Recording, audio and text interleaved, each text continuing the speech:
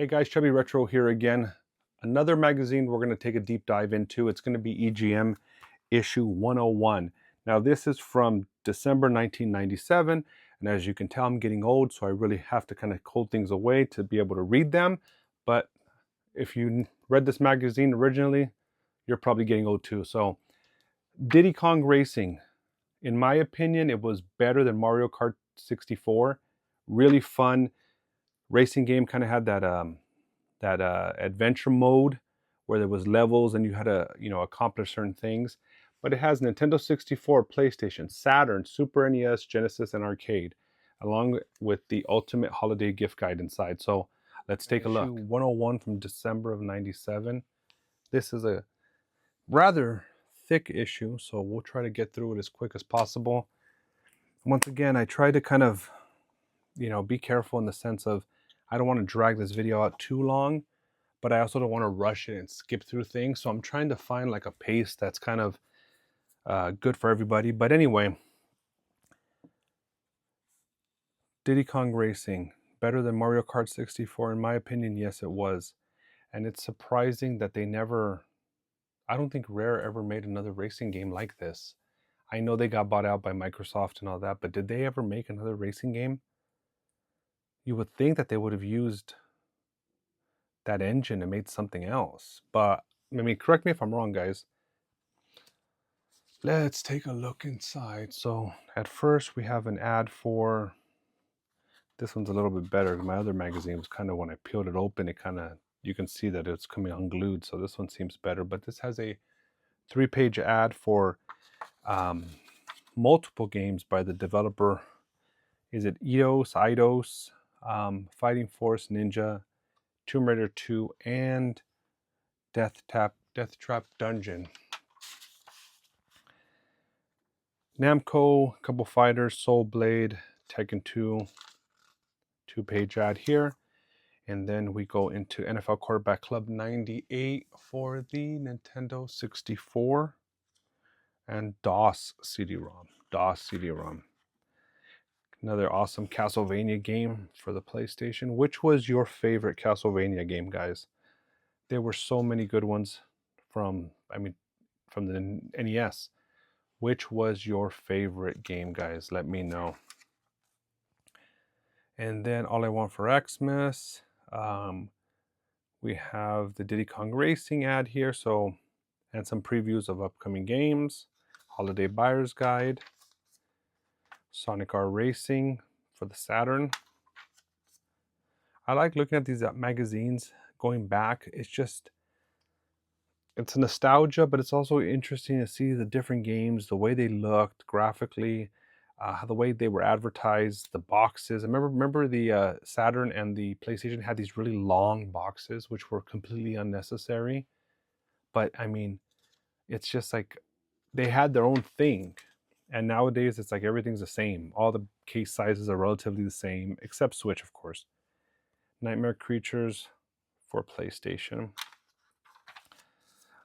Just to see the artwork, the ads, the way to advertise, it's a time capsule here that we get to look at. Now this reminds me, I'm looking at this briefly, I got distracted. It says your comments on the top 100 list. I do have one of the issues that were the top 100 video games. And it's funny because somebody says, why wasn't Myst in the best 100? Because Myst sucks. That's funny. Very slow-paced game. It was kind of just like a point and click, or whatever you want to call it. But I'm going to find that issue with the top 100, and we can go ahead and do that look back. But San Francisco Rush, which was it's like Cruising USA, but better. Armored Core for PlayStation. Just want to make sure that all this is in frame. I mean, big buzz for an Xmas boom. Sega, Sony, and Nintendo lower their game prices.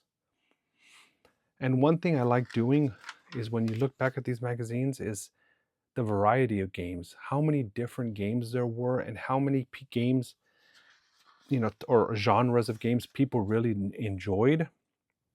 and then some that most people didn't even know. Um, Nintendo gets beaned. Nintendo characters jump on the beanie bandwagon. I think I have some of these. I don't know which one though. But the history of Madden games. But yeah, because I go through here and I look at ad for PlayStation. What is this? The Wizards of War Zones. Oh, I guess you can sign up for something and get coupons. So many games like this. Clock Tower. I never played this game in my life. I know nothing about this game. I couldn't tell you if it was a good game or a bad game or if it had sequels. But somebody looks at this and go, wow, that was my favorite game. I remember that game. And it's just like, all of us are different. We all have different tastes. Fighting Force was a good game. Did I own it? No. Did I play it? Yes. It was fun, and just some people just probably have never heard of that before. So I think that's interesting. Of Noah and Hitler. So this is like a Super 3D Noah's Ark. So it's like a Noah's Ark shooter. It's an unlicensed NES game, Super NES game. And this guy, EGM, takes a look back at a renegade Nintendo 8-bit publisher, Color Dream. So they would make unauthorized games. Interesting. An ad for F1 pole position. Top Gear Rally. And Pokemon Snap. They're talking about how that was going to help the slumping 64 sales. Organ donors have not always been volunteers. Death Trap Dungeon. 2,000 years ago, the Great Wall divided those who had it from those who didn't. Still does. So, Motor Racer. Croc. Bomberman 64 and Croc 1. So here's his competitors. Croc is coming into the picture. We have Lara Croft. We have what it seems to be Mario. Crash Bandicoot. And this Bomberman 64 was actually the first Bomberman game I ever bought. And he ate them all. Holy moly. He is a beast. Croc, the Legend of the Gobos. Baseball 64 from Japan. Quake 64 and Fighting Cup. So these are all some import previews. Dracula 3D. Lamborghini 64. I remember I wanted that game because it looked awesome graphically for the time. Never got it. Saturn, Sonic R, and then of course this weird game.com. I think this is actual size, but I just never got the name. Why would they name it that? I mean, I know it had internet access, but you don't have to go to game.com. But NBA Action 98. All-Star Hockey 98. And of course, back in the old days, they were always making these weird accessories and stuff for video games. A terrible fighting game, even for a Star Wars fan. Enemy Zero, I don't recall what that game ended up being or what that game was. This game, I think I rented it. Never got into it. I think that's why they only made one. I always thought this controller probably looked very comfortable. I don't know if it was. And then Soccer 98, Return Fire 2, Magic Knight Ray Earth, X-Men vs. Street Fighter, Bust-A-Move 3, Silhouette Mirage, Saturn Bomberman Fight, Shining Force 3. Uh-oh, now get ready for the most anticipated special move in fighting game history. Street Fighters in 3D.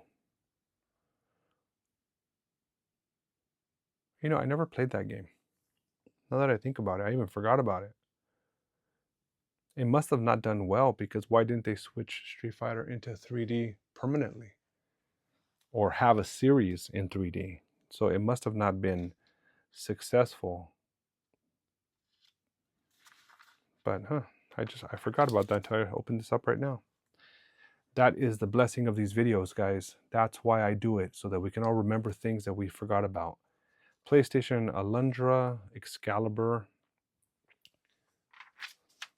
Tennis Arena, Mass Destruction, it's on the Saturn, NBA Action 98,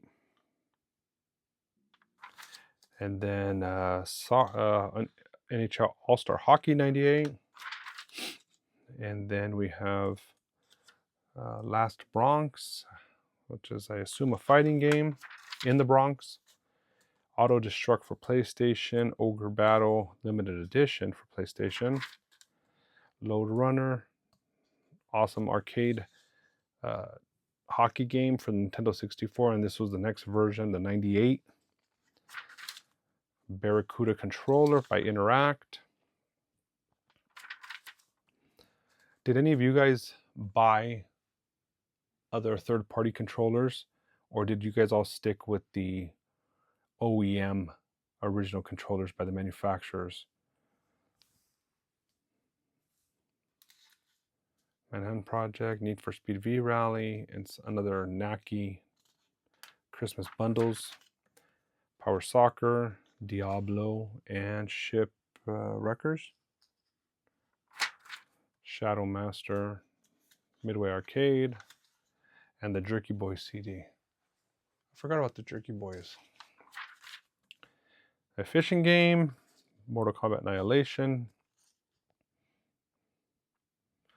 NBA Fast Break 98, Test Drive 4, Shipwreckers that we just mentioned, Monster Rancher, where you would stick your CD in and it would create a monster would come out of different CDs. A cool little thing. A nice sticker, Skull Monkeys, and then a Tekken 2 Soul Blade sticker that I, of course, did not remove. Crime Killers, taking out the bad guys at 60 frames per second. So James Bond in lizard form. Beast Wars, Alundra, Arkanoid Returns, I won't even try to say that. Ray Storm,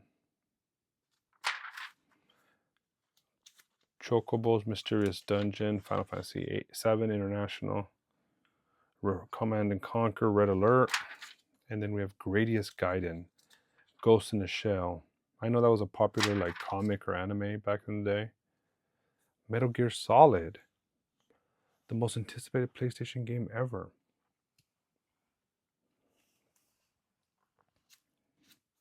Yeah, I mean, that was a good game. I know why it was anticipated now. MDK, Mortal Kombat 4. They're trying to photocopy the players to put them in the game to make it authentic. And this is the arcade. Jet Moto 2. Upcoming games and the greatest hits from Midway. All right, you know what to do. Get in or get out. Let's see. Not a big fan of Tetrasphere. Really liked Mischief Makers. It was fun, fast. The animation style and the character models were really cool. First Bomberman game I bought that I thought was fantastic, and the multiplayer was really fun.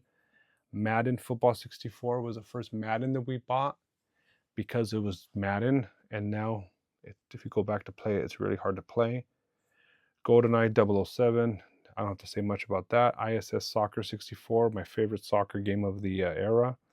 Mario Kart, of course, is Mario Kart. Wave Race was an awesome game nobody expected, but was really fun.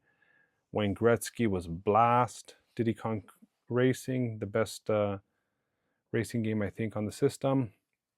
Mario 64 was Mario 64. Quarterback Club was better at the time than Madden. Shadows of the Empire, when we had it, it was awesome.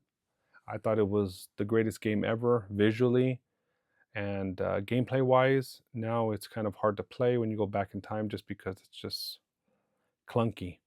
Top Gear Rally was a really good racing game. Not the best on the system, but really good. And then you have Star Fox 64, which was pretty good Star Fox. if not the best Star Fox in my opinion. Here's the 13-inch TV that's built for video games. And now, All You Want for Christmas, the ultimate guide to the hottest gifts. That's a tall woman. She's bigger than the tree.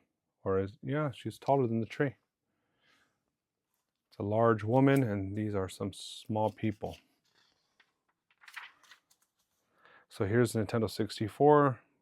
They were talking about the good gifts that you can give. They would say the action game would be GoldenEye, a Nintendo controller, and the bulky drive, even though it was never out.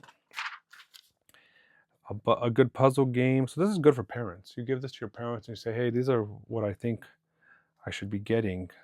Was Tetrisphere the best fighting game? KI Gold. And then maybe another Rumble Pack or a Game Shark. Colony Wars. Sports, ISS 64. And Shooter, Star Fox. And don't forget the memory card or even a steering wheel. The best racing would be Diddy Kong Racing. And then a couple controllers there. Tecmo Stackers. PlayStation, they're talking about Symphony of the Night, Castlevania, some controllers. These are their recommendations, not mine. An ad for Red Asphalt.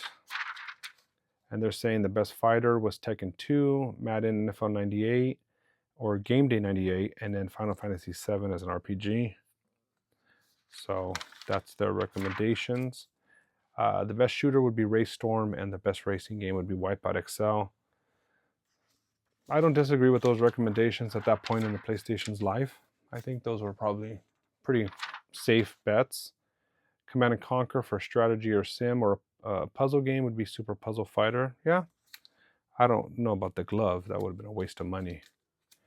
And then here is a open up poster. Why am I blanking on the name of poster? It's a poster. Saturn, okay. It's not the cool gift that it used to be, but they still recommend Bomberman as the action game. Street Fighter Alpha 2 is a fighter, okay. RPG Albert Odyssey, so that's a recommendation. NFL Madden 98, Dragon Force, Galactic Attack. That's funny. Baku Baku as the puzzle game. And handhelds, of course, they go get the Game Boy Pocket or the Game.com. Cool Borders 2. What's the deal with Toad? So this is, I guess, a question that was on everyone's mind. Is he a dude or a chick? What does it prove? I'm going to have to read this. I need to find out what Toad's gender is. Especially nowadays, we need to know everybody's gender. So, coupon for San Francisco Rush. Tactics.org, still the debate. It's a 4-page debate about the gender of Toad. Star Wars Dark Forces 2, which was Jedi Knight. The British invasion, all the different publishers that were coming from Britain creating games. Code Mountain, these were fun games. Micro Machines racing games. I like the Hot Wheel games now. Rare DMA Designs, which created the first Grand Theft Autos. Core, Tomb Raider, Bullfrog. I don't know what they would do. Traveler's Tales, and a little comic of G Police, Gremlin, Argonaut, Rayman. Now Diddy Kong Racing. Is it really Mario Kart 64 done right? I think it was, and I think the main thing that the level design was great, the vehicles were great, gave you the ability to use different vehicles and strategize in that fashion. But also the thing that really stood out to me was that the character models were polygons versus sprites. I think that's what really sold me personally, was the fact that it all kind of blended together. Mario Kart 64 had the 3D polygon levels, but the characters were not. And I wonder why they did it that way. But yeah, this game was far superior. Mario Kart 64 was still good, but in my humble opinion, this was superior. I mean, you see the comparison here. 20 courses versus 16, 4 battle courses, 4. 3 vehicles to choose from, 1 vehicle to choose from. 8 characters plus several hidden ones, 8 characters, none of them hidden. 6 bosses, no bosses. Rumble Pack incompatible, and this was Rumble Pack compatible. 5 power-ups, each of can be charged up 3 times, and this only has 10 power-ups. So yeah. Here's a ballot for the 97 Reader's Choice Awards, so you can fill it out, send it in. Wrestling game, WCW versus NWO. Extreme G. And we don't have to look far for the game of the month this time. It is Diddy Kong Racing. 9.5, 9.5, and 9. I don't disagree. Mace the Dark Age, Mischief Makers, like I mentioned before, was really good. What was that game? Oh, Beautiful Joe. I remember this was, I don't know if this was a precursor, but it reminds me, I don't know if it was the same publisher, it may have been, but Mischief Makers and Beautiful Joe on GameCube, they remind me of each other. Rush, Quarterback Club 98, Top Gear, Duke Nukem, WCW, NWO. I don't get this glove. I never tried it, but I just didn't get it. Mega Man, another poster for F1 pole position. Croc, Crash Bandicoot 2, Dragon Ball, Fighting Force, Mass Destruction, Moto Racer, Red Asphalt, Rampage. And then now they were rating accessories. I wonder if it's because it was Christmas coming up. But the Rumble Pack they rated, the Game Shark they rated, this 3D imaging system once again, because there was always weird accessories coming out. They didn't get very good ratings. Jimmy Johnson VR Football, top 10. Let's go with the top 5 overall. Number 1, Diddy Kong Racing. Number 2, GoldenEye. Number 3, NHL 98. Number 4, Symphony of the Night. Number 5, Crash Bandicoot 2. So, Mad Cat Steering Wheel. Fighting Force. Some codes and tricks for Excalibur 2055. Porsche Challenge. Fantastic Four. Who's excited for the new movie? I am. A little comic again for G Police. Some more tricks. Oh, guys, look at it. It's a miracle. Looks like something was torn out of my magazine.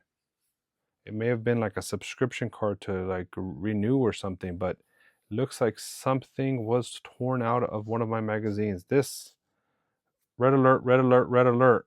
Something was torn out. Mortal Kombat Trilogy, a reference guide if you want to find certain games. Felony 1179, just some keychains, arcades, and whatnot. Some more little things, Phone Miser and what have you. Now I remember when we bought our Suburban, I was a kid, we got a 99 Suburban, and my dad had a TV put into it, and then we actually bought a PlayStation, had a PlayStation installed, so we could play PlayStation when we were on long trips. Game Breaker 98, some more ads, the gaming rig again, and that seems to be it in Game Shark. Very provocative Game Shark ad, a la Calvin Klein. So yeah, and the back cover is Mega Man X4. So there you go, guys. Leave me a comment. Let me know what you thought of those magazines. If there was any games that brought back memories to you, go ahead, like, subscribe, and comment, please. And help me reach my goal. My first milestone, I want to get to 500 as soon as possible. I'm excited for that. And then I would like to get to 1,000. And then, we'll see where we go from there. But thank you so much for watching, guys, and we'll catch you on the next one.